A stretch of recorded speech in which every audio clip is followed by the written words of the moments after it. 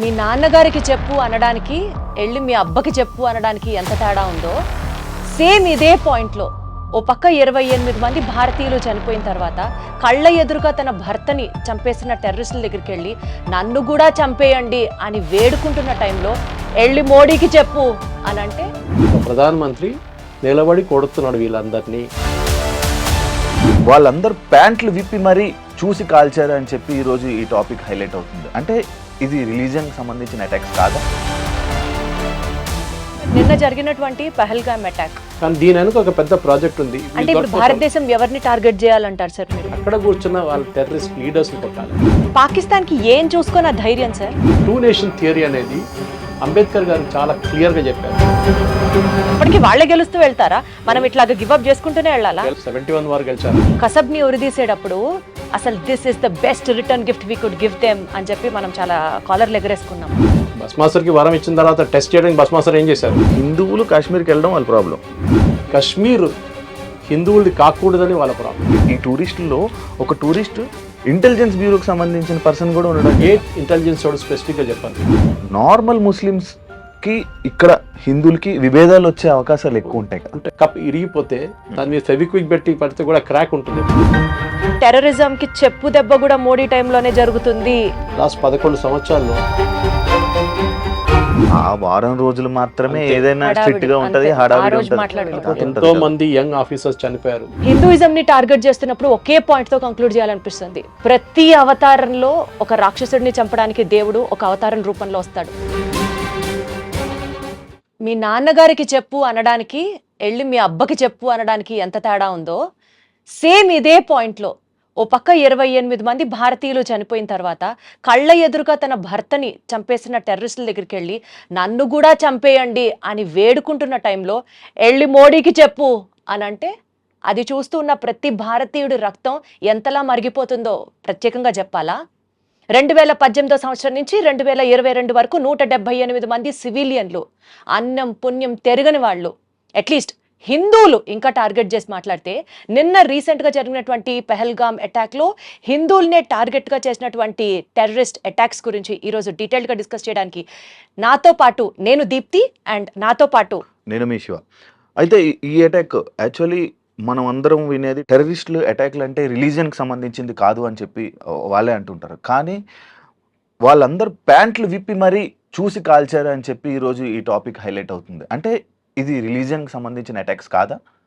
ఎందుకు మోడీ గారికి వెళ్ళి చెప్పు అని అన్నారు? ఇవన్నీ మనం తెలుసుకోవాలంటే మన ముందున్న గెస్ట్ సురేష్ గారితో మాట్లాడి మరిన్ని వివరాలు తెలుసుకునే ప్రయత్నం అయితే చేద్దాం.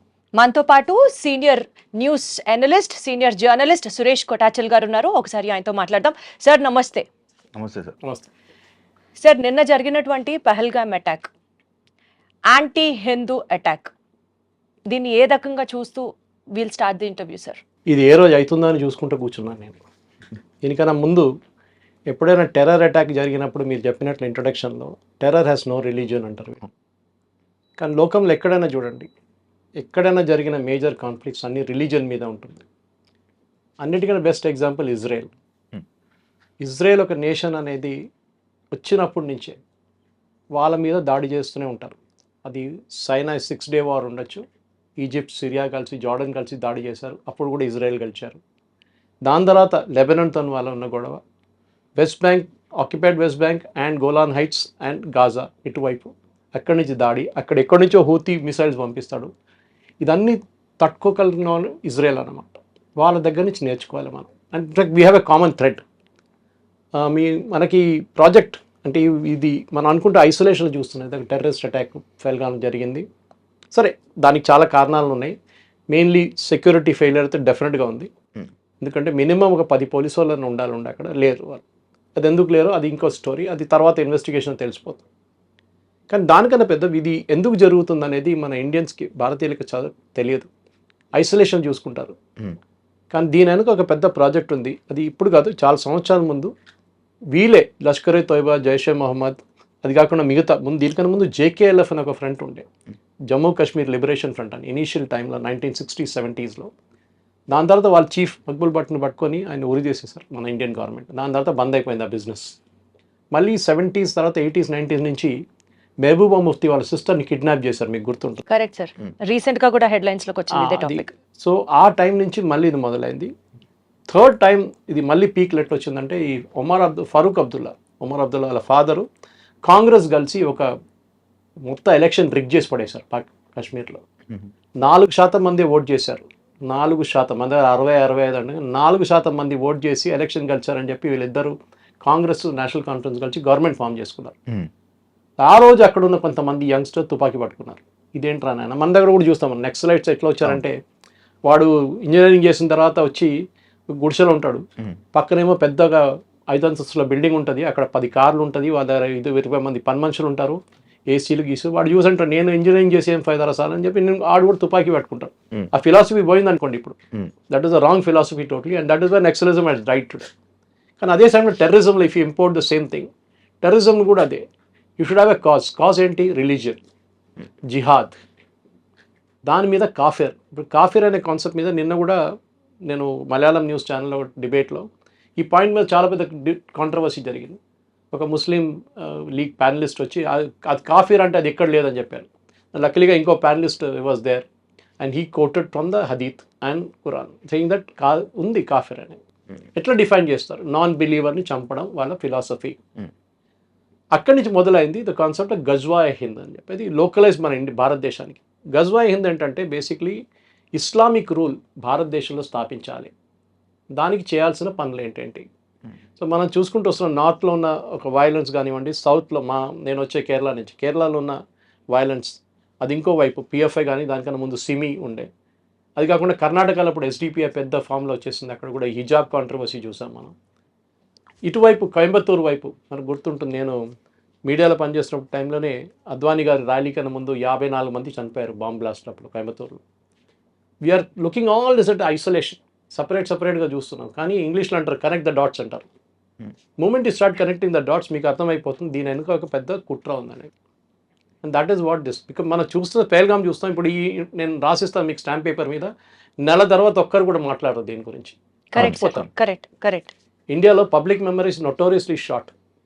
అదే టైంలో ఇజ్రాయెల్లో నేర్చుకోండి, వాళ్ళ మీద దాడి చేసిన వాళ్ళని సేమ్ సర్కమ్స్టాన్సెస్, మ్యూజిక్ కాన్సర్ట్ నడుస్తున్నప్పుడు వచ్చి దాడి చేశారు, దాన్ని చాలామంది చంపేశారు. దాని తర్వాత కిబుట్స్కి వెళ్ళి అక్కడ చంపారు, దాని తర్వాత ఉన్న చాలామంది కిడ్నాప్ చేసి తీసుకెళ్లారు. కానీ ఇజ్రాయెల్ ఎట్లా కొట్టారు చూడండి, తిప్పి కొట్టారు. They destroyed everybody including the leadership. అది చాలా ఇంపార్టెంట్. భారతదేశం చేయాల్సింది అది. కింద తట్లో ఉన్న వాళ్ళని టెర్రరిస్ట్ని చంపడం, వాళ్ళని చంపేస్తే ఓకే, దాట్ చాలా ఈజీ. అంటే ఇప్పుడు భారతదేశం ఎవరిని టార్గెట్ చేయాలంటారు సార్ మీరు? Leadership of Lashkar e Taiba, Jaishe Mohammed and other friends. అంటే పాకిస్తానీ మిలిటరీ ఫ్రంట్స్ ని భారతదేశం టార్గెట్ చేయాలి is your question? No, don't target the Pakistani military front. They're two different things. ISI is what is controlling these people. Right. ISI is a part of the establishment, not army. So మనం target చేయాల్సిన ISI మీద కూడా target చేయక్కర్లేదు. వీళ్ళు లీడర్స్ని కొడితే sir. మనం చూస్తున్న పాకిస్తాన్లో మీరు వినుంటారు లాస్ట్ 1 year అన్నోన్ మెన్ వచ్చి ఎవరినో చంపేశాడు, షాప్లో కొట్టేశాడు, మస్జిద్లో కొట్టేశాడు. అక్కడ the resistant front from Pakistan is trying to establish the same thing kad sir, unknown men, local military people, local terrorists. Exactly. This resistance front అనేది they were banned about 10 years ago also. వీళ్ళు ఇట్లనే ఒక దాడి అప్పుడు చేశారు, మనం మర్చిపోయాం దాన్ని. అదే సార్, పాకిస్తాన్ ఈ రెసిస్టెంట్ ఫ్రంట్ పేరు చెప్పే డైవర్ట్ చేస్తుందా అన్నది నా point. Lashkar e Taiba's subsidiary is this resistance. is correct, the resistant front. So resistance front కొట్టడం కాదు, అక్కడ కూర్చున్న వాళ్ళ టెర్రరిస్ట్ లీడర్స్ని కొట్టాలి మనం. దానికోసం వాళ్ళని దాచిపెట్టారు. ఇప్పుడు దావూద్ ఇబ్రాహిం చేశారు, బాంబ్ బ్లాస్ట్ బాంబేలో చేశారు కదా. ఎక్కడున్నాడు దావూద్? ఇప్పుడు ఉన్నాడు కూడా తెలియదు కదా. పాకిస్తాన్ వాళ్ళకి హైడింగ్ ప్లేస్ ఇచ్చారు వాళ్ళకి. దుబాయ్కి తిరుగుతుండే అప్పుడు ఆ టైం కూడా, అది కూడా లేదు ఇప్పుడు. సో మనకు ఫిలాసఫీ, మనం ఎట్లా ఉండాలి? సర్వైవల్గా ఉండాలి. ఒక పిల్లిని తీసుకొని మీకు రూమ్లో వేసి పిల్లిని మీరు కొట్టడానికి ట్రై చేయండి, ఎంత చిన్న పిల్లి అయినా కొంచెం మీరు దగ్గర వెళ్ళగానే మళ్ళీ because they have to survive. అది సర్వైవల్ ఇన్స్టింక్ట్ అంటారు మన ఇంగ్లీష్లో. అది భారతదేశంలో సర్వైవల్ ఇన్స్టింక్ట్ లేదు. We taking our democracy for granted. ఇజ్రాయెల్లో చూడండి, every adult male or female has to serve in the army for 3 years minimum. Discipline వచ్చేస్తుంది మీకు. అది కూడా ఒక దాడి జరిగితే ఏం చేయాలని మీకు తెలిసిపోతుంది. కానీ సార్ ఒక చిన్న లాజిక్ ఇక్కడ, India is a populated country of more than 140 crores, 100+ crores, 150 crores దగ్గరగా మనం ఉంటున్న ఈ నేపథ్యంలో భారతదేశంలో మనకి ఇంత జనాభా ఉంచుకొని, ఇంత మ్యాన్ పవర్, ఇంత వార్ఫేర్, ఇంతమందిని ఉంచుకొని we are still going with democracy. Pakistan when compared with Indian population చాలా తక్కువ ఉంటుంది. ఈ నేపథ్యంలో పాకిస్తాన్కి ఏం చూసుకొని ఆ ధైర్యం సార్? ఐమ్ టెలింగ్ అగైన్, టెర్రరిజంకి ధైర్యం అక్కర్లేదు. అంటే వెనకాల పాకిస్తాన్ వెనకాల ఎవరుండి సపోర్ట్ చేస్తున్నారు? The whole world wants to know this. Pakistan it self is doing it. వాళ్ళకి ముందు యుఎస్ సపోర్ట్ ఉండే 71 వార్లో మీకు గుర్తుంటుంది, ఇందిరాగాంధీ టైంలో when we are fighting the Bangladeshi and east Pakistan that time US వాళ్ళకి సపోర్ట్ చేశారు. 7th ఫ్లీట్ పంపించారు, including an aircraft carrier to the bay of Bengal. కానీ దానికన్నా ముందు Russians దూరిపోయారు, submarines తీసుకొచ్చేసారు. So that war ended there, Bangladesh became independent. మీరు అడిగిన ప్రశ్నకి పాకిస్తాన్ వెంట ఎవరైనా ఉన్నారంటే లేదు. వాళ్ళ entire philosophy of the 2 nation theory, మొన్న వాళ్ళ ఆర్మీ చీఫ్ ఒక టాక్ ఇచ్చారు, మీరు చూసుంటారు వీడియో. 100% సార్, అది జరిగిన 2 నెలలకే ఇంత పెద్ద దాడి సో జరిగింది. ఎందుకు ద 2 నేషన్ థియరీ అనేది అంబేద్కర్ గారు చాలా క్లియర్గా చెప్పారు తప్పెక్కడ జరిగింది అనేది. Why we're facing all this now in his book, if you go back and read Ambedkar's book, ఈ సెట్ 2 నేషన్ థియరీ ఎందుకు పెట్టాం. పాకిస్తాన్ అన్నారు మాకొక, అంటే పాకిస్తాన్ అని కాదు, ముస్లిం said we want a nation, so we gave them a nation. మీరు వెళ్ళండి రా బాబు అక్కడ ఉండండి అని చెప్పేసి. కానీ వెళ్ళారా? వెళ్ళలేదు, ఇక్కడ ఉండిపోయారు 40% population. Ambedkar said that is the mistake we made. Total transfer of population జరగలేదు. అప్పుడు ఏమైపోయిందంటే కొంతమంది ఇక్కడ ఉండిపోయిన వాళ్ళు now they are grown up in stature and suddenly CA agitation, వక్ బిల్ అజిటేషన్, ఇట్లాంటి అజిటేషన్ తీసుకొస్తున్నారు. ఎప్పుడైనా హిందువులు రోడ్డు మీద దిగి మీరు ధర్నాలు చూసారా హిందువులు చేయడం? లేదు. గుడి పోయింది, మాది గుడి స్థలం కొట్టేసాడు అని చెప్పి చేయరు. డ్రాయింగ్ రూమ్లో కూర్చొని డిబేట్ చేస్తున్నాం, వాడి గురించి వీరి గురించి, మోదీ గారిని తిడతారు, వాడిని తిడతారు, వీడిని తిడతారు. కానీ రోడ్ మీద వెళ్ళి ఒక ధర్నా చేయను రా నాయన అంటే నేను చేయను. వెరాజ్ the Islamic community they will get on to the road. మీరు చూసుంటారు మన ముర్షిదాబాద్లో జరిగిన వైలెన్స్, ఢిల్లీలో జరిగిన జమాయిల్ ఇస్లామీ అక్కడ జరిగిన వైలెన్స్, షహీన్ బాగ్లో జరిగిన అలర్ట్లు అని చూసాం మనం. సో వాళ్ళ ఫిలాసఫీ ఏంటంటే డామినెన్స్. చిన్నగా ఉన్నా కానీ డామినేట్ చేయడం ట్రై చేస్తారు వాళ్ళు. సార్ చార్లెస్ ది థియరీ ఒకటి ఉంటుంది, థియరీ ఆఫ్ ఎవల్యూషన్. అందులో ఫిట్టెస్ట్ ఆఫ్ ది సర్వైవల్ మాత్రమే బతుకుతాడు. ఇప్పుడు ఇండియా అండ్ పాకిస్తాన్ మధ్య చూసుకుంటే మీరు చెప్పిన దాని ప్రకారం Pakistan always has that dominance, Pakistan always has that courage, ఇస్లాం పీపుల్ ఆల్వేస్ ఫియర్స్ఫుల్ గా ఉంటారు. అంటే ఇంక ఎప్పటికీ వాళ్ళే గెలుస్తూ వెళ్తారా? మనం ఇట్లాగా గివ్ అప్ చేసుకుంటూనే వెళ్ళాలా? వాళ్ళు గెలవలేదు కదా, 71 వారు గెలిచారా? ఏం ప్రయోజనం సార్? 28 మంది మనం కోల్పోయాం కదా ఇవాళ రోజున. That is where I'm coming to, that is exactly the point. Numbers is not important, ఎందుకంటే ఇప్పుడు అంతా జనాభా 140 కోట్లు అంటారు, కానీ పోయిన వాళ్ళ ఫ్యామిలీ వాళ్ళకి ఇంపాక్ట్ ఉంటుంది. ఎంత important sir. Correct. So what you need to do is very simple.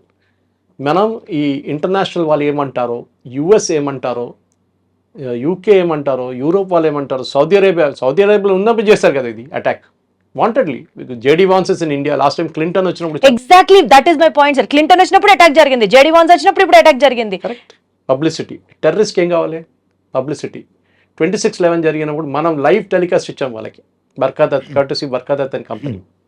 They want publicity. టెర్రరిస్ట్కి ఏంటంటే ఒక టెర్రర్ అటాక్ జరిగింది అనుకోండి, నిన్న పెహల్గామ్ జరిగిన అటాక్ అనుకోండి, ఒక్క న్యూస్ లేకుండా మీరు బయటకు పంపించకపోతే, ఎవరికి తెలియకపోతే ఏం చేస్తారు టెర్రరిస్ట్? అండ్ అది జరిగింది నిన్న అయితే ఈ రోజు వరకు బయటికి రాలేదు. అండ్ అంత అంటే ఆ అటాక్ అది చిన్న అటాక్ లాగా వదిలేశారు. రాను రాను అది చాలా గంటల తర్వాత అది బయటికి రావడం కానీ, unfortunately chief minister of Kashmir issue respond అవ్వలేదు. Chief minister sitting in Delhi. Exactly. అదే మరి ఒక్క నక్సలైట్ ఒక్క టెర్రరిస్ట్ కూడా ఇప్పటిదాకా అరెస్ట్ చేసిన బాపతి కూడా లేదు కదా సార్. అండ్ అదే కాకుండా ఇవాళ పుల్వామాలో జరిగిన అటాక్ మీకు గుర్తుంటుంది. అవును, that was one of the most dastardly attack. కానీ అది సెక్యూరిటీ ఫోర్సెస్ మీద జరిగింది. అవును, దానికి ముందు ఉరీలో జరిగింది, మీకు గుర్తుంటుంది. Correct sir. ఈ 2 అటాక్కి మనం జవాబు ఇచ్చాం, సాలిడ్ జవాబు ఇచ్చాం మనం. That came out in the movies, not in the real life. అవును. ఇప్పుడు నార్మల్ పీపుల్ చనిపోయారు కదా, సివిలియన్స్ చనిపోయారు కదా, దీనికి నార్మల్గా వెళ్ళి వదిలేస్తారు, మళ్ళీ దీనికి అటాక్ ఇచ్చే ఆలోచన మనం ఎప్పుడంటే ఆల్ఫ్రెడ్ హిచ్కాక్ ఎప్పుడు చెప్తుండే, ఒక థియేటర్లో నేను బాంబు పెడతానంటే సస్పెన్స్ కాదు, ఒక థియేటర్లో బాంబు ఉంది ఎప్పుడు వెళ్తుందని చెప్పి సస్పెన్స్. ఈ was master of suspense Alfred Hitchcock. ఇది కూడా అంతే. మనం ఇప్పుడు వెళ్తే నిన్న రాత్రి I put it on my Facebook, there was 2 AWACS going up and down. AWACS అంటే ఇది there early warning system planes. భారతదేశం ఏదైనా ఎయిర్క్రాఫ్ట్ టేక్ ఆఫ్ చేస్తుందా లేదని చూడడానికి. మనం అట్లా కాదు చేసేది. We should hit them when they least expect us to hit them. And వాళ్ళు ఎప్పుడు ఆలోచించకూడదు. Exactly. That is what we need to do. మనం Does ఇప్పుడు India extend that support కొట్టడం కాదు. ఇప్పుడు మన రోడ్ మీద చూస్తాం చూడండి, ఇద్దరు కొట్టుకుని ఉంటారు, యాక్సిడెంట్ అయిన ఇద్దరు కొట్టుకుంటారు, ఏం ఫైదా? So we should do our own planning, our own thing, and the entire world will support you, but don't go and bomb Pakistan just like that. మనం బాంబ్ చేయాల్సింది ద ఫిగర్ హెడ్. ఎవరెవరు ఇది figure head ఉన్నారో, హైడ్రా ఎక్కడ ఉందో హైడ్రాని కొట్టాలి. అలా ఆలోచించి ఉండడం వల్లే ఈ అటాక్స్ అన్ని జరుగుతున్నాయి. అది మన ఫిలాసఫీ. అది మనకు మహాత్మా గాంధీ గారు ఎప్పుడో చెప్పారంట, ఒక చంప మీద కొడితే ఇంకో చంప చూపామన్నట. ఇప్పుడు అట్లా కాదు, నా చంప మీద కొడితే 10 సార్లు కొడతాను నేను. ఆ ఫిలాసఫీ ఇప్పుడు ఉంది. ఘర్మే గుస్కే మారేంగే అని మోదీ గారు చెప్పారు అప్పుడు. ఇంకా కొట్టడం ఉందా సార్? చంపేస్తున్నారు కదా. చంపేయడం అంటే ఇట్స్ వెరీ ఈజీ. ఇంత పెద్ద దేశంలో పుల్వామా లాంటి ప్లేస్లో జరిగినప్పుడు మనకు తెలుసు RDX యూజ్ చేశారు. పేల్గామ్లో ఏం చేశారు వాళ్ళు? ఆ area is a very touristy place అని చెప్పచ్చు. మనం 2,000-3,000 మంది ఉన్నారు. మీరు సెక్యూరిటీ ఫోర్స్ పెట్టినా కానీ వాడు ఒక దూరిపోయి వాడు ఇవన్నీ టెర్రరిస్ట్ వస్తున్నప్పుడు వాడు చనిపోవడానికి రెడీగా వస్తాడు. Is ready to die. Suicide bombers చూసుంటారు మీరు. కసబ్ వాళ్ళని ఇండియాకి పంపించినప్పుడు they were ready to die. వాళ్ళకి తెలుసు రిటర్న్ వెళ్ళే రూట్ లేదని చెప్పి. వాళ్ళని బ్రెయిన్ వాష్ చేసి ఇస్లాం థ్రెట్లో ఉంది, వీళ్ళు హిందువులు వచ్చి మొత్తం ఇస్లాంని ధ్వంసం చేస్తున్నారు, నువ్వు చేయాల్సిందే ఇదే పట్టుకొని నీకు ₹1,00,00,000 ఇస్తున్నాను, మీ ఫ్యామిలీని మేము చూసుకుంటా అంటే that fellow will get in to that mood. This is what Israel also faced, suicide bombers. వాళ్ళని తట్టుకోలేము మనం. ఆఫ్ఘనిస్తాన్లో చూసాం మనం. So the problem is to do with the religion. మీరు కాఫీర్లు చెప్పే వాళ్ళు కాఫీర్లు చంపాలని చెప్తున్నారు. మీరు చూసారు, మీరే చెప్పారు ఇప్పుడు. నిజంగా రిలీజియన్ ని ప్రేమించే వాడికి అర్థమైతే చెప్తాం సార్. ఇట్లాంటి మతోన్మాదం చేసే వాళ్ళకి మీ రిలీజియన్ లో ఇది రాసి లేదురా అన్న వాడికి అర్థం కావట్లేదు కదా. అదే 370 తీసినప్పుడు మీకు అందరు గుర్తుంటుంది. 370 తీసినప్పుడు అందరు పండుగ చేసుకున్నారు. 370 తీసేశారు. 370 తీసారు. I was involved with one of the teams working on finding out the bill ఎక్కడ ఉందనేది. 370 కాదు problem. They was a bill called 35A. It was actually an ordinance. Jawaharlal Nehru చేసిన అన్నిటికంటే పెద్ద కుట్ర అది. ఈ 35 ఆర్డినెన్స్ మీకు తెలుసు, రాజేంద్ర ప్రసాద్ గారు సైన్ చేశారు. అడిగారు నెహ్రూ దగ్గర, దీన్ని బిల్గా కన్వర్ట్ చేయాలి, విత్ ఇన్ 6 months ల్యాప్స్ అయిపోతుంది ఆర్డినెన్స్. ఆ ల్యాప్స్ అయిన ఆర్డినెన్స్ పెట్టుకొని ఇప్పుడు దాకా మొన్న దాకా నడిపించారు. దాంట్లో one of the most crucial scenes as a lady I'm telling you, ఒక అమ్మాయి, కాశ్మీరీ అమ్మాయి ఒక ఇండియన్ సిటిజన్ని పెళ్లి చేసుకుంటే she will lose all our property, వాళ్ళ ఫాదర్ సైడ్ నుంచి మదర్ సైడ్ నుంచి. బట్ అదే అమ్మాయి పాకిస్తాన్ నుంచి ఒకటి పెళ్లి చేసుకుంటే she will retain all the property. ఇది 35Aలో ఉన్నది. ఇంకో చాలా ఉన్నాయి దాంట్లో అట్లాంటిది. మీ ప్రాపర్టీ కొనలేరు మీరు అక్కడ. As an Indian you cannot by property. మొన్న కూడా ఈ అటాక్ జరిగిన దానికన్నా ముందు January 9th అనుకుంటాను, దేవద రౌఫ్ అని చెప్పి ఒక మినిస్టర్ ఉన్నారు క్యాబినెట్లో, ఒమర్ అబ్దుల్లా క్యాబినెట్. ఈ మేడ్ అ స్టేట్మెంట్, ఈ టూరిస్టులు వచ్చి మా కల్చర్ని మొత్తం మార్చేస్తున్నారని. అంటే వాళ్ళకి ఏంటంటే బుర్కా వేసుకొని నడవాలి, అక్కడేమో అమ్మాయిలు పాసిబిలీ షార్ట్స్ వేసుకుని టీషర్ట్ వేసుకుని తిరుగుతున్నారేమో లాల్ చౌక్లో అక్కడ ఇక్కడ ఫెయిల్గామ్ లాంటి ప్లేసెస్. వీళ్ళు మార్చేస్తున్నారు, మా కల్చర్ని మార్చేస్తున్నారని చెప్పి. వాళ్ళకి భయం అంటే వాళ్ళ అమ్మాయిలు కూడా దాన్ని రేపు రిప్లికేట్ చేస్తారని భయం వాళ్ళకి. ఇప్పుడు దాకా ఇంట్లో దాచిపెట్టుకున్నారు వాళ్ళు.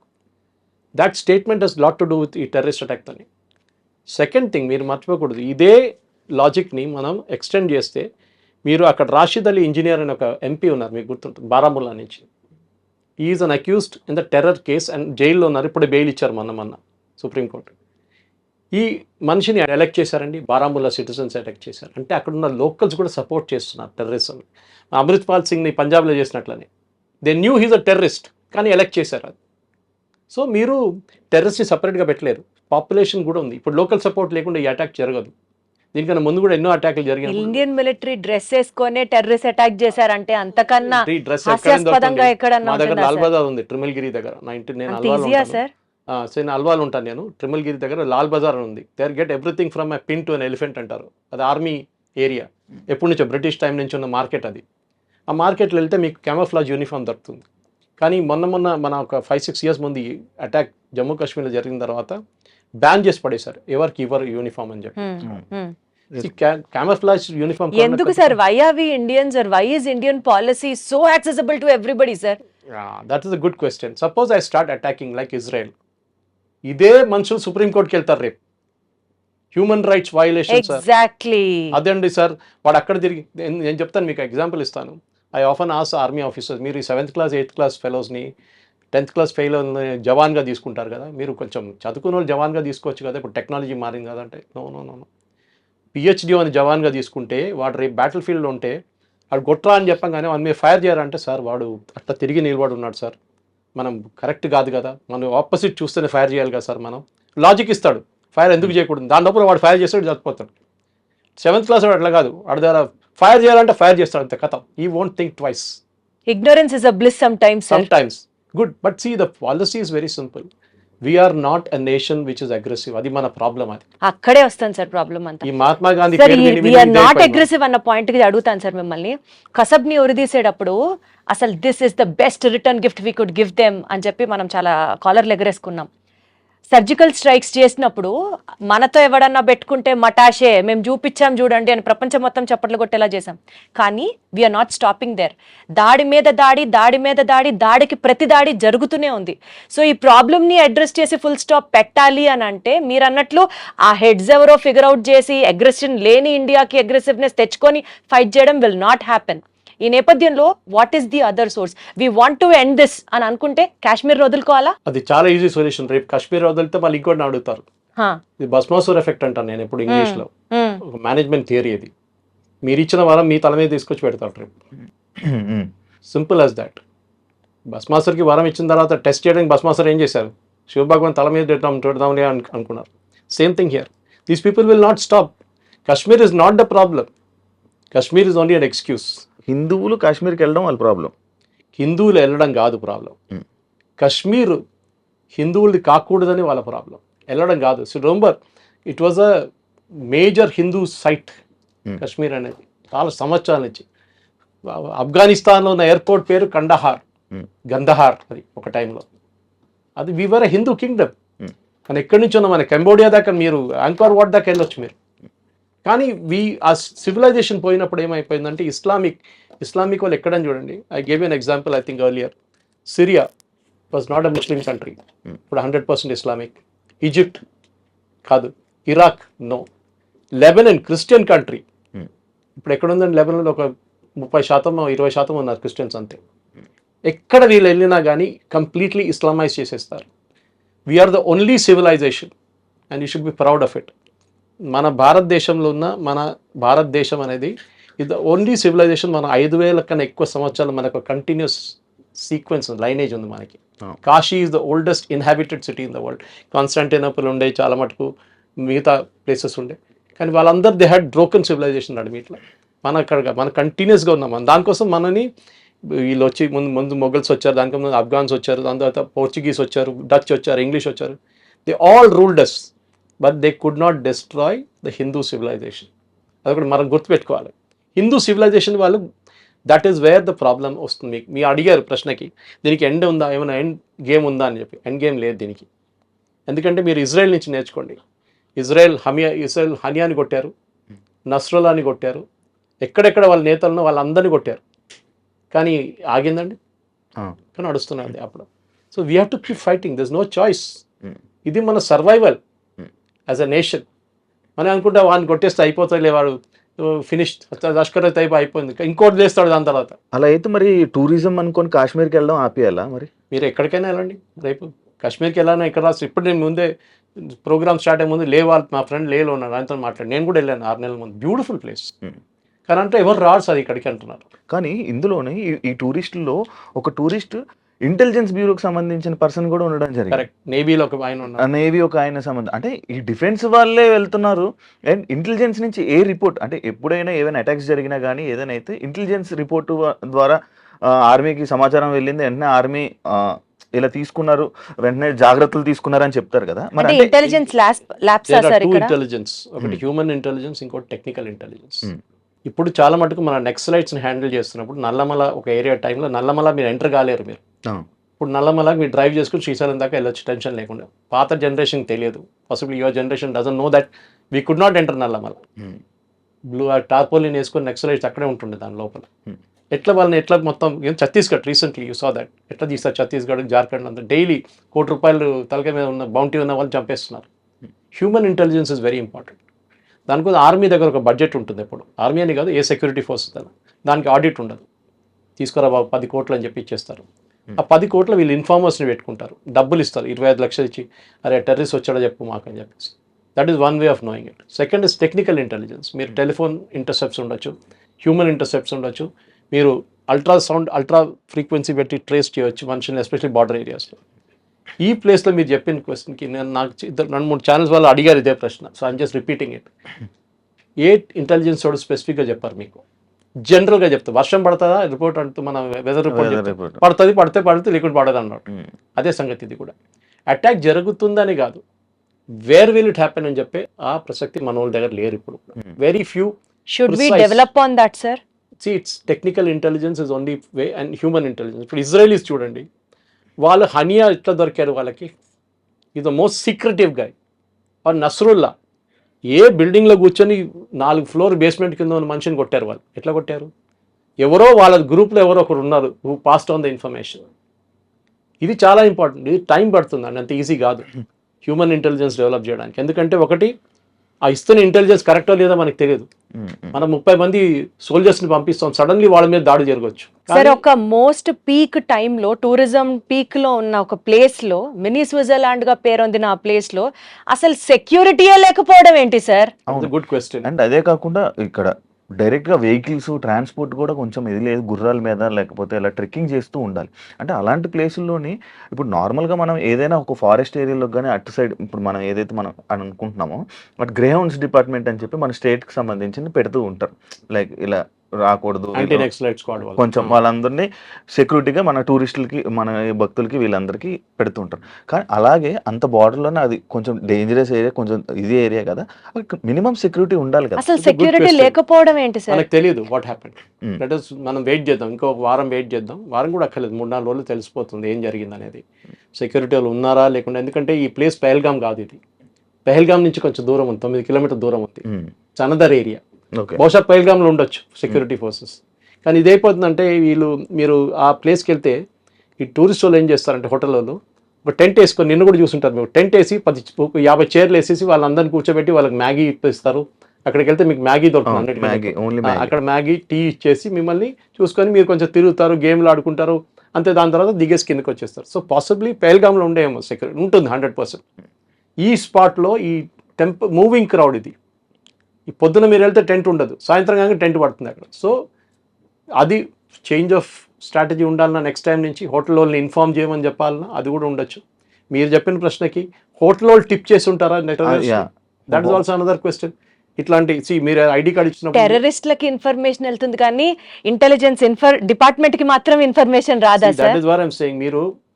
నేను ఇప్పుడు కూడా తెలంగాణ ఆంధ్ర యాంటీ నక్సలైట్ స్క్వాడ్ని మెచ్చుకుంటాను. అదే కదా స్పెషల్ బ్రాంచ్ ఇక్కడ, దే ద బెస్ట్, డౌట్ లేదు దాంట్లో.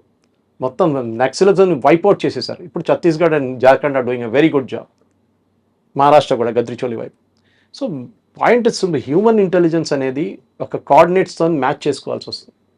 సపోజ్ ఎగ్జాంపుల్ ఇస్తాను, టెర్రరిస్ట్ వస్తున్నాడని మీకు ఒక ఇన్ఫర్మేషన్ వస్తుంది, 5 మంది వస్తున్నారు, వాళ్ళ ఈ ఇంట్లోకి వస్తున్నారంటే how do you match it?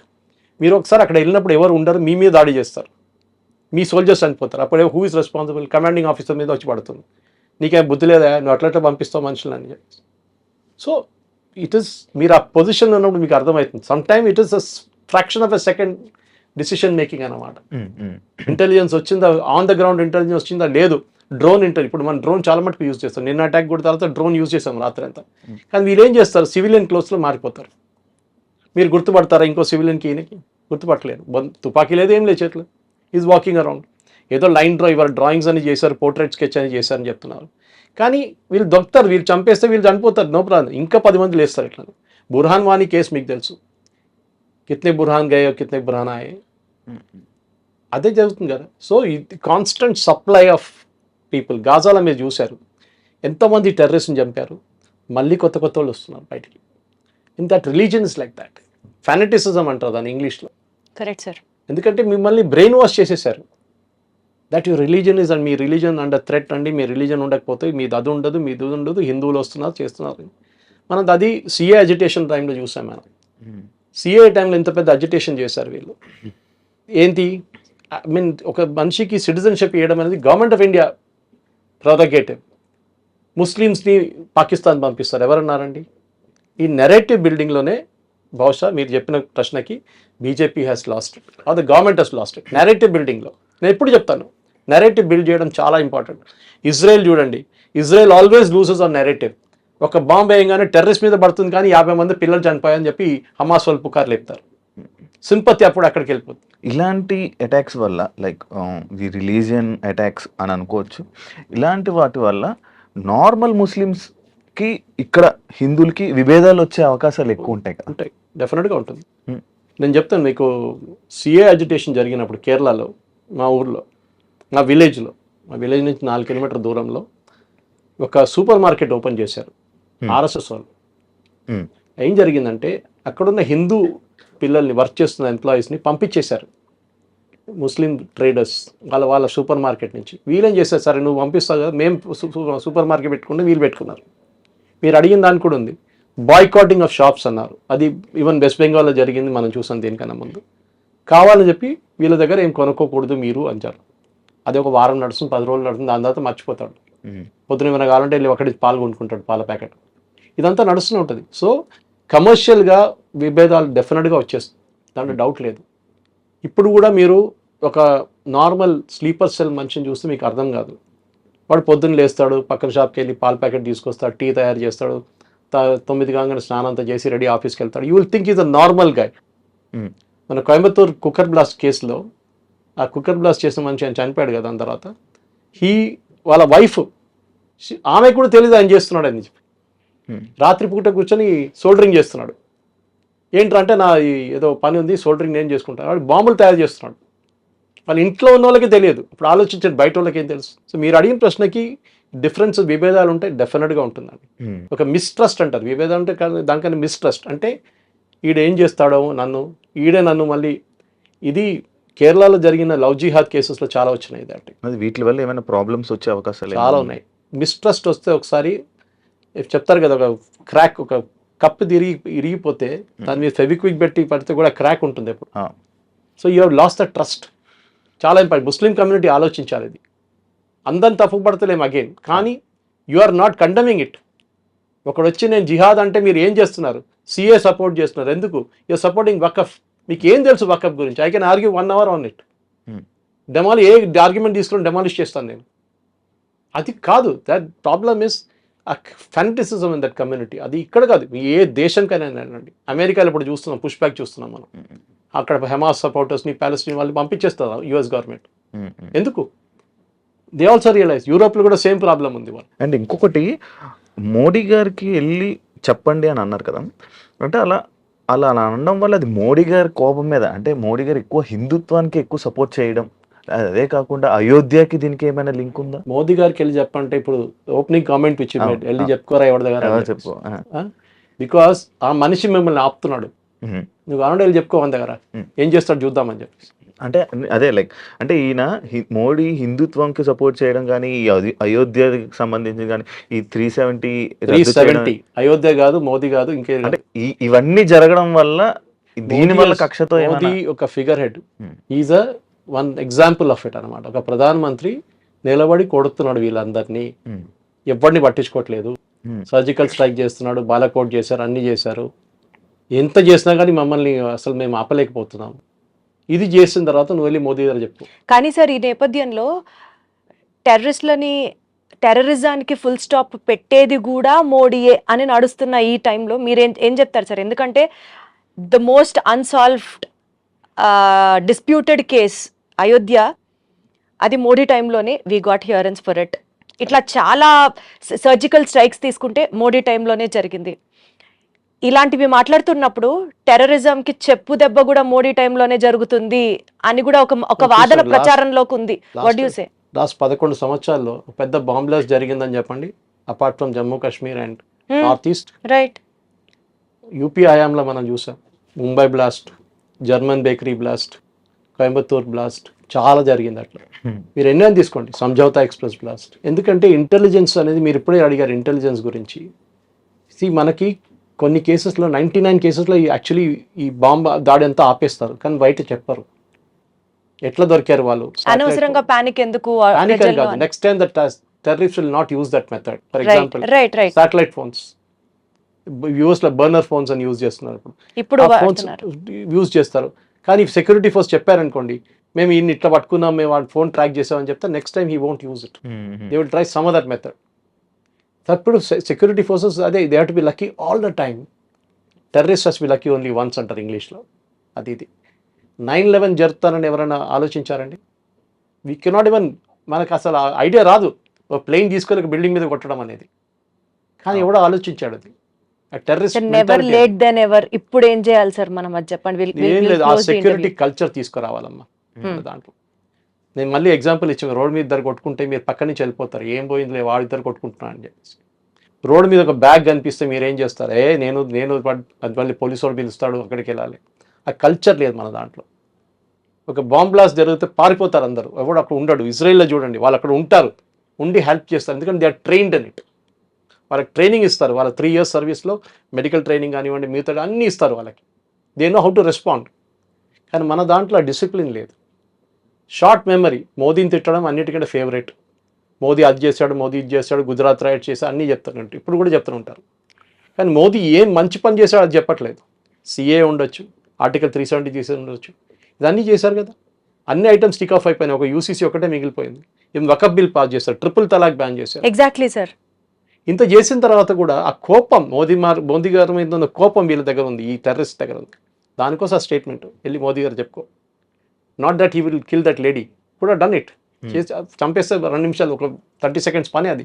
అమ్మాయిల్ని ఉంచేసి ఎవరైతే వైఫ్స్ ఉన్నారో ఆ లేడీస్ని వదిలేసి అబ్బాయిల్ని ఎక్కువ చంపడం జరిగింది. దానికి ఏమైనా ఉన్నదా? The trauma. ఒక అమ్మాయి కొత్త పెళ్లి అయిన అమ్మాయి, ఆ ఫోటో చాలా హాంటింగ్ ఉంది. She will have the trauma for rest of our life. అది చాలా ఘోరం ఉంది ఆ సీన్ అనమాట. వాళ్ళు ఇడిచేసినప్పుడు ఏమవుతుందంటే వాళ్ళ ఫ్యామిలీ ఎవ్రీ మూమెంట్ ఆ టెర్రర్ అటాక్ జరిగిన వాళ్ళ మైండ్లో ఉంటుంది. 10 మందికి చెప్తారు, 100 మందికి చెప్తారు, ఆ మెసేజ్ పోతుంది. మేము కావాలంటే ఎప్పుడు కావాలంటే కొడతాం మేము హస్బెండ్ని. మొత్తం ఫ్యామిలీని కొట్టేస్తే they would been no problem, అందరు పోయారని చెప్పొచ్చు మనం. ప్రాబ్లమ్ ఇస్ దేర్, బట్ ఎవరు లేరు ఫ్యామిలీలో అని చెప్పేసి. కానీ వాళ్ళు చూసిన వాళ్ళకి వాళ్ళ మైండ్లో that will always be there, ఎప్పుడు పోదు వాళ్ళ మైండ్ నుంచి. మనం కావాలంటే వారం తర్వాత 10 రోజుల తర్వాత మర్చిపోతాం, కానీ వాళ్ళ ఫ్యామిలీకి లైఫ్ లాంగ్ గుర్తుంటుంది అది ఆ సీన్. సో మీ క్లోజింగ్ కామెంట్స్ ఏంటి సార్ ఇదే ఇష్యూకి సంబంధించి? మెయిన్ పాయింట్ ఇస్ నాది ఇప్పుడు కాదు, this is right from possibly నేను రామ్ జన్మభూమి కన్నా ముందు జరిగిన గొడవలు కానీ, తర్వాత జరిగిన గొడవలు కానీ, టెర్రరిస్ట్ అటాక్ చూస్తే మనం ప్లానింగ్ టెర్రరిస్ట్ అటాక్ చాలా మటుకు చదవచ్చు, మీరు బుక్స్ ఉన్నాయి దాని గురించి. మనం నేర్చుకోవాల్సింది ఏంటంటే మన కల్చర్ ఒకటి, మనకి ఒక ఏం చెప్తారు, డెవిల్ మే కేర్ అని చెప్పి యాటిట్యూడ్ ఉంది మన దాంట్లో. పోతే పోయింది, సెక్యూరిటీ చూసుకోవాలి పోలీస్ అని పని, ఆర్మీ చూసుకోండి, బార్డర్ వాళ్ళు చూసుకోవాలి. మీ as a citizen what is your responsibility? పెహల్గామ్లో జరిగిన ఇన్సిడెంట్ తర్వాత చూడండి, I'm just giving an example. వాళ్ళు ర్యాండమ్గా ఫైర్ చేశారని చెప్పి మన వాళ్ళు ఏం చేస్తారు, పరిగెత్తారు. సేఫ్టీ ఓన్ సేఫ్టీ చూసుకుంటారు ఫస్ట్. మీ పిల్లలు కూడా పక్కన పడేసి వెళ్ళిపోతారు మీరు. ఒకసారి మదర్కి ఇన్స్టింక్ట్ ఉంటుంది అప్పుడు కూడా, కానీ ఫాదర్కి అంత ఉండదేమో, మేబీ ఇట్ ఈస్ దేర్. నేను ఆ కల్చర్ డెవలప్ చేయాలి. ఇంకోటి, లర్న్ టు ఫైట్ బ్యాక్. మన దగ్గర ఆ కల్చర్ లేదు. ఎవడో కొడితే అది మోదీ గారి ప్రాబ్లం. ఇప్పుడు మోదీకి చెప్పాడు, అదే ఇంకోటి we can twist that around. అన్నీ చేయాలంటే మోదీ గారు చేయాలి. ఏం చేయాల్సి, ఇంటెలిజెన్స్ లేదా? ఏం లేదు. మనం అడిగిన ప్రశ్న అదే కదా, ఇంటెలిజెన్స్ లేదా? మీకు ఏం తెలుసండి ఏం జరిగిందని అక్కడ? Do you know what happy? Modi గారు చెప్తారు వచ్చి ఓపెన్గా? చెప్పరు. దర్ లాట్ ఆఫ్ ఇన్పుట్స్ వెళ్ళి ఉంటారు. అమిత్ షా గారు రాత్రి వెళ్ళారు, నేను చాలా మటుకు ఇన్పుట్స్ వచ్చి ఉంటుంది. మేబీ యాక్షనబుల్ ఇంటెలిజెన్స్ అంటాం, మన ఇంగ్లీష్లో అంటాం, యాక్షనబుల్ ఇంటెలిజెన్స్ రాలేదేమో.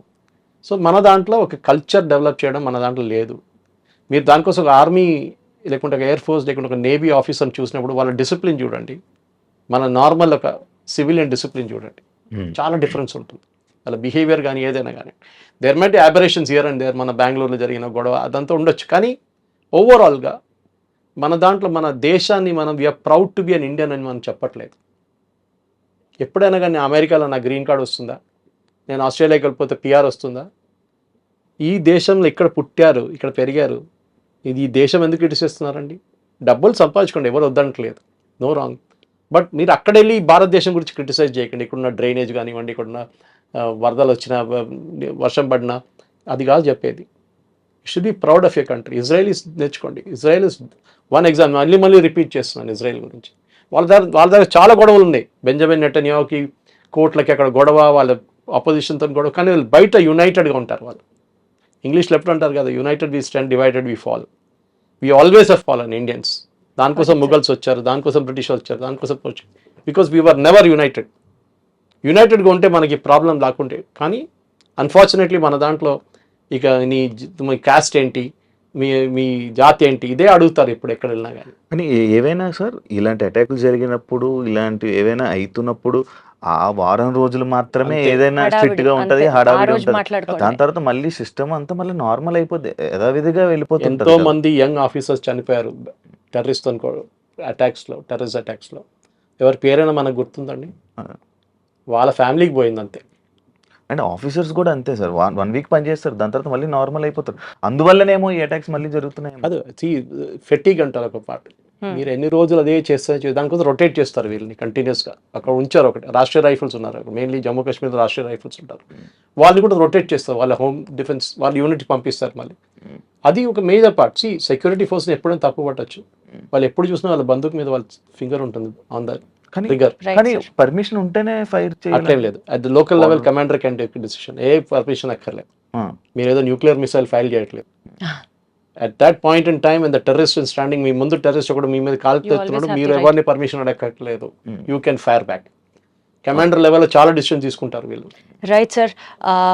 సో ఇవాల్టి ఈ షో ఇన్ఫరెన్స్ పాయింట్స్ని ఒక్కసారి రికలెక్ట్ చేసుకుంటూ if you have to conclude the show, point number 1 as sir set, most importantly ఒక బ్లేమ్ గేమ్ ఆడడం మానేసి, అంటే ఇది మేబీ ఇంటెలిజెన్స్ ల్యాబ్స్ వల్ల జరిగిందా, లేకపోతే అక్కడ పోలీస్ సెక్యూరిటీ వాళ్ళు లేరా, లేకపోతే మన వాళ్ళకి డ్రోన్ సర్వేలెన్స్ సరిగ్గా పనిచేయలేదా, ఇట్లాంటి అంశాలన్నింటినీ పక్కన పెట్టి let us individually take up the responsibility.